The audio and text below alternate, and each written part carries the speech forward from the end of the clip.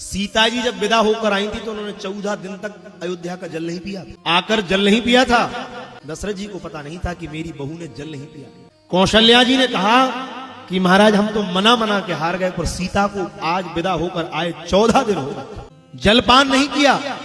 दशरथ जी को आश्चर्य हो गया, क्या कारण है?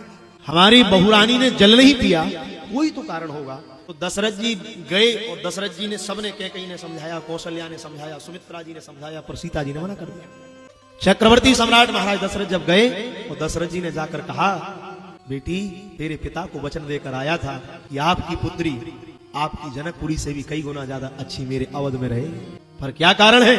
तूने जल नहीं पिया, 14 दिन हो गए तूने जलपान नहीं किया। जानकी जी अब तक नहीं किसी को कारण बताया था, क्यों नहीं बोली? आज जैसे दशरथ जी बोले तो जानकी जी बोल पड़ी, बोले मैं इस घर का जल नहीं पी सकती। क्यों नहीं पी सकती? मैं इसलिए नहीं पी सकती, इस घर को ब्रह्महत्या लगी है। दशरथ जी आश्चर्य में पड़ गए, क्या कारण है?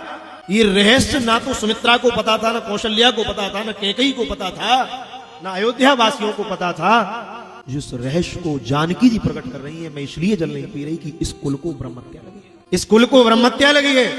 तीनों रानी आश्चर्य के, आपने कभी बताया नहीं? कहा महाराज क्या ऐसा है? क्या सूर्यवंश को ब्रह्महत्या लगी है? दशरथ जी के नेत्र भर आए, आज मैं पहचान गया ये किसी भोगी की बेटी नहीं है, ये योगी जनक की बेटी है।